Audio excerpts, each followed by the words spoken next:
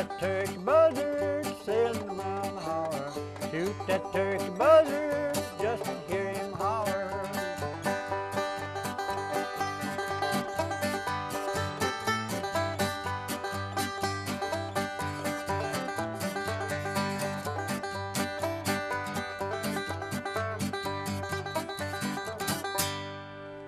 That's great. Now that's a wonderful old Buncombe County tune that you don't hear too many other places. I've never seen nobody play it like that. I mean, you know, music has changed a whole lot since you were born. Yeah, since I was born and growing up, it's changed a lot. Well, now you were born in 1907 in Buncombe County, and was there a lot of music around in those days? No, the only fiddlers I know of around there was my brother-in-law. I was raised in the mountains back there and didn't go out too much, and where any musicians was and all, and there wasn't too many musicians.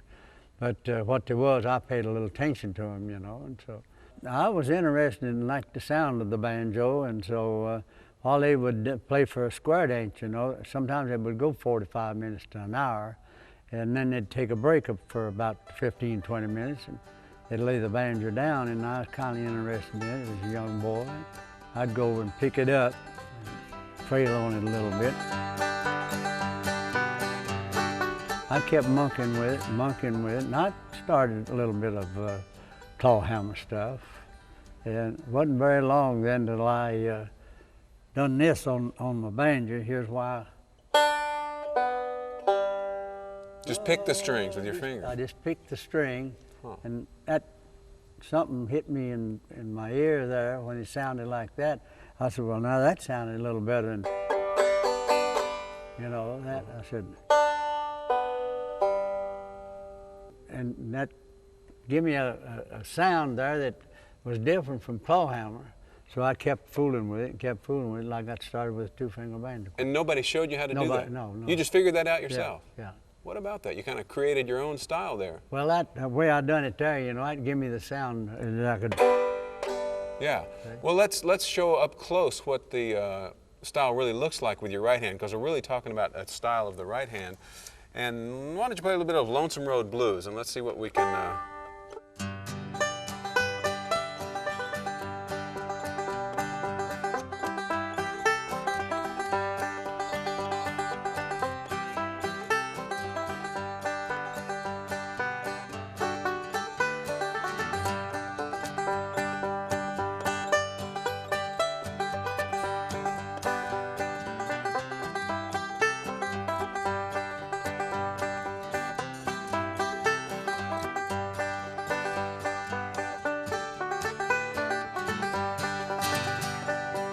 That's good, Wade. So you're playing, for people who don't know what we're talking about, you're playing with the pick on your first finger and your thumb, and that's how you're getting all the notes.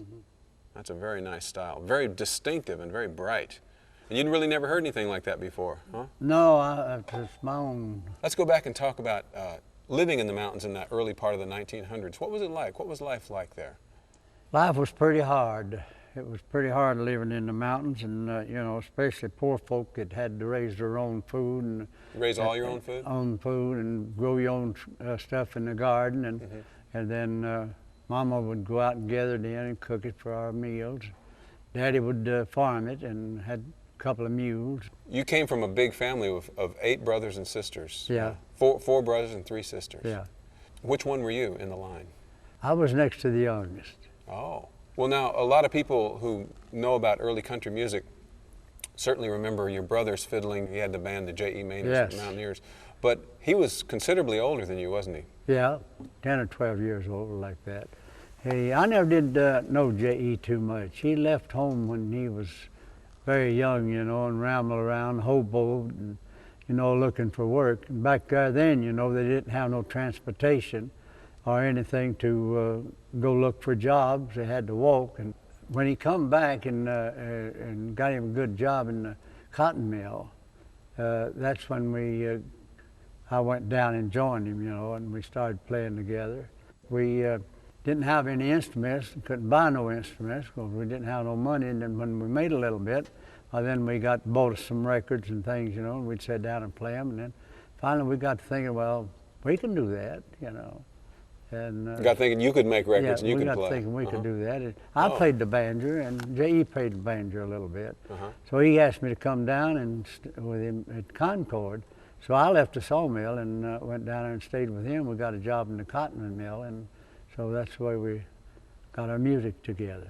Did you play jobs? Yeah, we had a lot of people, you know, that wanted to invite us out to corn shuckings and play music for them and draw the crowd, you know. And when the crowd got there, well, they'd put them shucking their corn for them.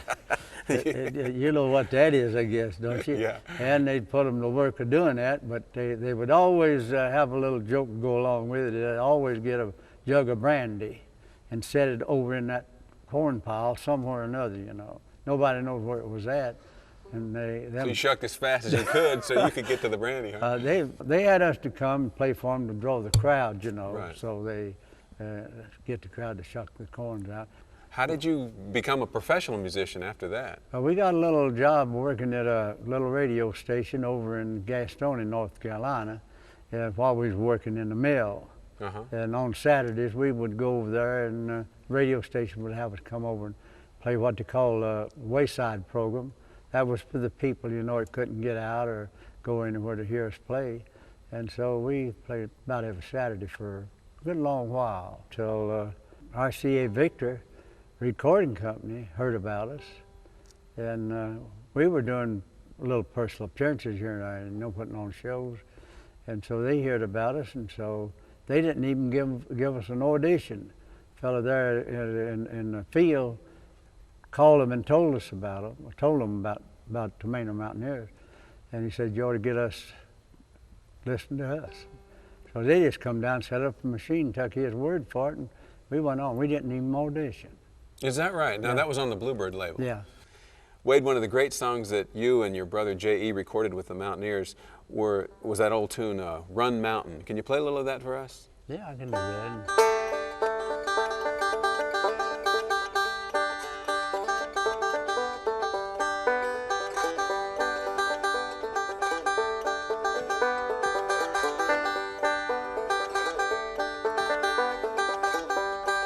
Way up on the mountain, way up on the hill, the revenue men are after me, they're coming up the hill.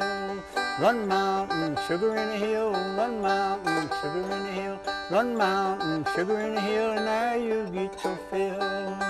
They took me down to Asheville, they locked me up in jail. Nobody for miles around could come and go my bail. Run mountain, sugar in a hill, run mountain, sugar in a hill, run mountain, sugar in a hill, and there you'll get your fill. Was there much moonshine made up there in Buncombe County when you were growing up? Most of them old boys back there in the mountains, the only way they could make any money is make liquor, moonshine, stuff like that. As long as they could stay out of the reach of the law, they had it made. Yeah.